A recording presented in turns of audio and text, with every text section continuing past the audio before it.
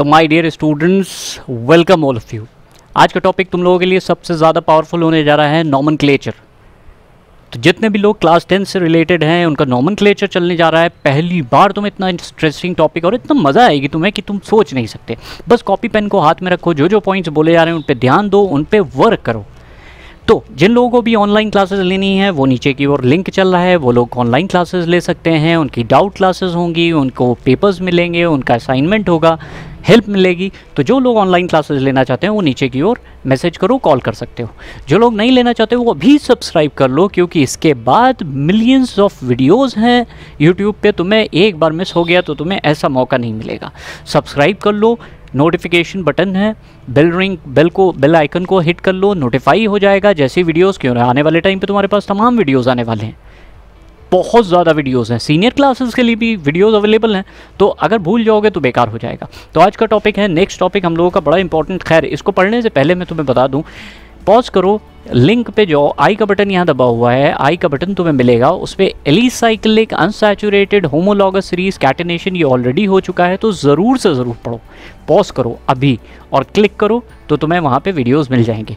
तो next start करते हैं नॉमेनक्लेचर। नॉमेनक्लेचर बड़ा आसान है, नॉमेनक्लेचर। लेकिन नॉमेनक्लेचर आया कहाँ से? ये स्टार्ट होता है यूपीएससी 1957 में। इससे पहले 1957 से पहले जो कंपाउंड हमें जनरली ऑर्गेनिक कंपाउंड्स जहाँ से मिलते थे, जो जनरली ऑर्गेनिक कंपाउंड्स हमें एनिमल्स, प्लांट किंगडम वगैरह से मिल जाते थे, तो उनका नाम हम उन्हीं सोर्सेज पे रख देते थे। जैसे हमें पता है मीथेन जो मिलती है वो मीथेन मार्शी एरियाज़ में मिलती है, तो उसका नाम दे दिया गया था मार्श गैस। नींबू के अंदर हमें मिलता है लेमन में जो हमारे पास एसिड होता है उसको कहते हैं सिट्रिक एसिड। तुम लोग को पता होगा सिट्रिक एसिड। लेकिन वो सिट्रिक एसिड क्यों नाम सिट्रिक दे दिया गया? क्योंकि उसका उन नाम ही उनका जीनस स्पीशी जो थी वो सिट्रा थी, सिट्रस, तो वहाँ से सिट्रिक एसिड आ गया। लेकिन जैसे जैसे नंबर ऑफ कंपाउंड डिस्कवर होना शुरू हुए हर एरिया में, तो अब उनका नाम हमें एक सिस्टमैटिक वे में अप्रोच करना था। इसलिए IUPAC 1957 international union of pure and applied chemistry, वहाँ से हम लोग कुछ सिग्निफिकेंट पॉइंट्स मिले। उनमें से 2-3 पॉइंट्स तुम्हें खास करके ध्यान रखने हैं क्लास 10th वालों। एक टर्म होता है प्रीफिक्स का। तो ये क्या बताता है, पहले याद रखो, ये तुम्हें बताता है जो ग्रुप कंपाउंड में सब्स्टिट्यूएंट्स होते हैं। अपनी आसानी के लिए हमें ये याद रखना है, सब्स्टिट्यूएंट्स का हम लोग अपनी आसानी के लिए क्या मानेंगे? दे आर फालतू की चीज़ें, वर्थलेस थिंग्स, मतलब बेकार की चीज़ें हैं नहीं, इंपॉर्टेंट होगा। दूसरा होता है यहाँ पे रूट वर्ड।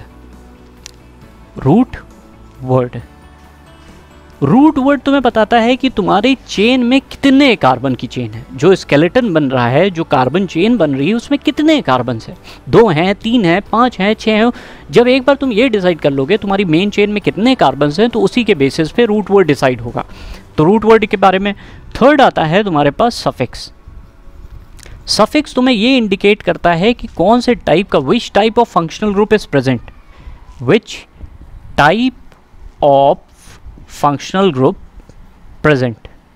तो कहने का मतलब ये है कि अगर मान लो तुम्हारे पास, जैसे मान लो हमने एक नाम बताया, हम तुम्हें एक नाम देते हैं 2-क्लोरोप्रोपेनाल। अब देखो 2-क्लोरो, प्रोप 2-क्लोरो, क्लोरो हो गया। प्री का मतलब रूट वर्ड से जो चीज़ पहले लगाई जाती है उसे कहते हैं प्रीफिक्स। रूट वर्ड से तो पूरा जो नेम होता है IUPAC, पहले आता है प्रीफिक्स, फिर आता है रूट वर्ड, फिर आता है सफिक्स। तो ये पूरा अरेंजमेंट होता है, पूरा सेट इस तरह से लगाया जाता है। तो जैसे इस केस में सेकेंड पोजीशन पे क्लोरो लगा हुआ है, रूट वर्ड हमारा प्रोप है, प्रोप का मतलब 3 कार्बन है उसमें। सेकेंड पोजीशन पे हमारे पास लगा हुआ है क्या? क्लोरो। और उसके बाद आल का मतलब होता है एल्डिहाइड, तो फंक्शनल ग्रुप एल्डिहाइड। आल यहाँ पे हो गया, प्रोप यहाँ पे हो गया, और प्रीफिक्स क्या है? क्लोरो। तो कितना आसान है। तो तुम्हें एक एक करके सबसे पहली चीज़ तुम्हें जो समझनी है, जो सबसे पहली चीज़ समझोगे वो चीज़ क्या है? रूट वर्ड्स, क्योंकि इसके बिना हम लोगों का काम नहीं होना। तो रूट वर्ड्स बड़े सिंपल से होते हैं, ज़्यादातर लोगों को पता है, लेकिन फिर भी एक बार एक्सप्लेन कर देता हूँ।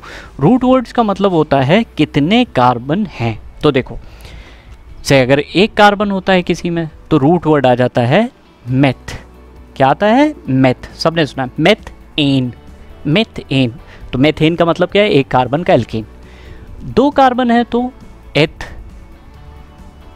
एथेन, एथीन, एथ एन आल।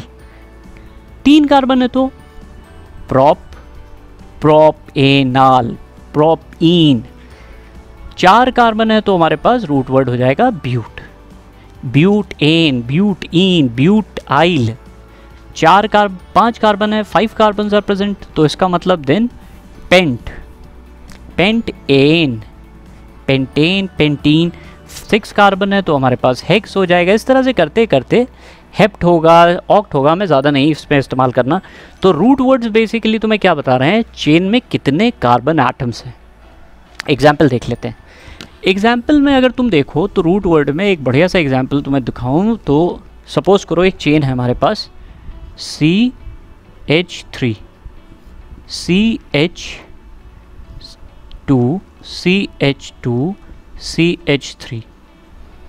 इस कार्बन में कितने कार्बन चेन दिख रहे हैं, 4। तो इसका मतलब रूट वर्ड जो हमारा आ गया वो आ गया ब्यूट, है ना, सिंपल।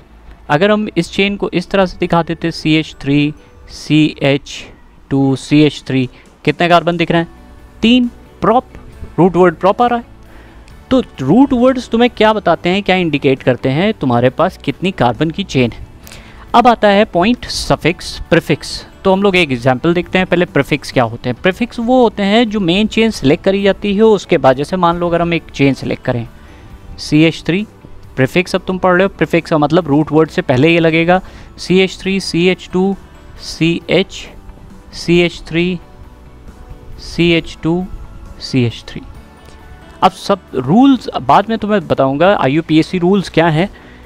सबसे लंबी चेन सेलेक्ट करनी पड़ती है, ये पहला रूल है। तो तुमने सबसे लंबी चेन सेलेक्ट कर ली, जो सबसे लंबी चेन सेलेक्ट करी उसमें कितने कार्बन दिख रहे हैं, 1 2 3 4 5 कार्बन हैं, और 5 कार्बन का रूट वर्ड आ गया पेंट। अब देखो इसमें जब मेन चेन सेलेक्ट कर ली तो ये चीज़ हमारी फालतू की बच गई। सब्स्टिट्यूएंट, जो फालतू की चीज़ होती है, जो प्रीफिक्स होते हैं उनको हम कहते हैं सब्स्टिट्यूएंट, तो वो हमारी फालतू की चीज़ हो गई, इसको किनारे कर दिया। थर्ड पॉइंट ये देखते हैं कि हमें उसकी पोजीशन इस तरह से देनी होती है, सब्स्टिट्यूएंट की पोजीशन इस तरह से देनी है ताकि उसे कम से कम नंबर्स मिले। चेन के 2 एंड्स होंगे, एक ये। तुम अगर इधर से स्टार्ट करोगे 1 2 3 4 5, तो हम देख रहे हैं 3rd पोजीशन पे आ रहा है। अगर इधर से भी नंबरिंग करोगे तब भी हम क्या देख रहे हैं, 3rd पोजीशन। तो इस चेन में कुछ खास प्रॉब्लम नहीं। इसको देखो,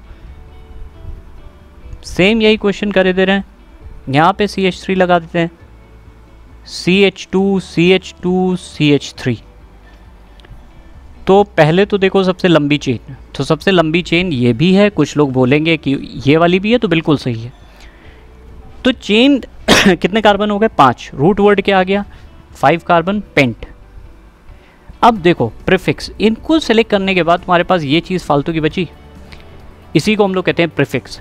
अब प्रीफिक्स जो भी होगा सब्स्टिट्यूएंट, उसको हमें कम से कम पोजीशन देनी है। तो अगर हम इधर से स्टार्ट कर रहे हैं, देखो 1 2 3 4 5, तो हमारी पोजीशन कौन सी आ रही, 4th।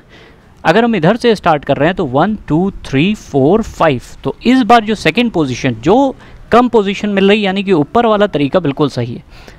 अब इसमें आखिरी चीज़ तुम्हारे पास आती है, तुमने ये डिसाइड कर लिया प्रीफिक्स लिखा कैसे जाएगा, हम फाइनल फेज में बताएंगे। तुम एग्जाम्पल आखिरी आता है सफिक्स। तो एक एग्जाम्पल और कंसिडर कर लेते हैं, सफिक्स क्या होते हैं और कैसे वर्क करते हैं। सफिक्स होगा तुम्हारे पास, सफिक्स में एग्जाम्पल की तरह मान लो जो फंक्शनल ग्रुप हमारे ग्रुप में प्रेजेंट है। तो एक एग्जाम्पल ले लेते हैं, जैसे मान लो CH3, CH2, CH2, CH2OH। तो सबसे पहला रूल क्या है, सबसे लंबी चेन सेलेक्ट कर लो, ये हमारी लंबी चेन हो गई। एक काम करते हैं, इसमें आसानी के लिए एक यहाँ पे ग्रुप और लगा देते हैं ताकि हम लोग पूरा एक नेमिंग कर लें। सबसे लंबी चेन आ रही है कितने कार्बन की, 4 कार्बन की। रूट वर्ड क्या होगा 4 कार्बन के लिए, ब्यूट।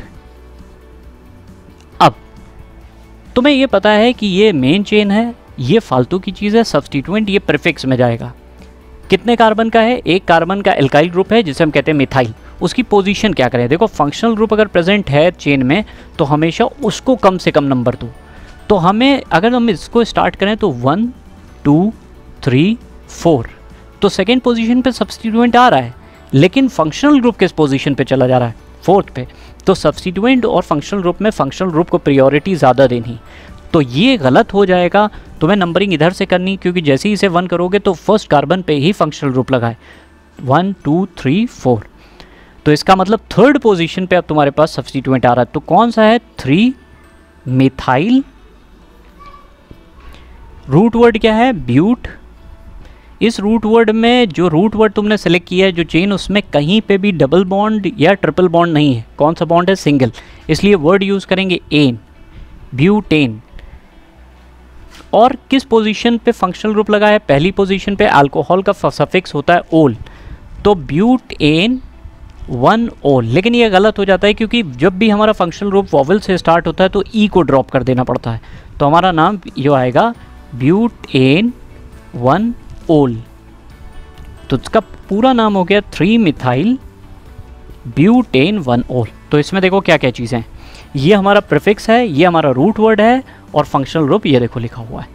तो चारों चीज़ें हो गई, ये 3 चीज़ें, तो प्रीफिक्स, सफिक्स और कौन सा होता है तुम्हारे पास, रूट वर्ड। ये 3 चीज़ें तुम्हें याद रखनी नोमेनक्लेचर में। अगर ये चीज़ें नहीं हुई हैं तो इन चीज़ पे ध्यान दो।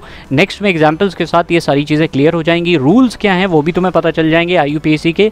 तो नेक्स्ट टॉपिक तक की वेट करो, जब तक कि सब्सक्राइब करो चैनल को, लाइक करो और शेयर करो। कैसा लगा, और ऑनलाइन क्लासेस लेनी है तो फिर से इसमें जो वो चल रहा था उस पर तुम कॉल कर सकते हो। Thank you.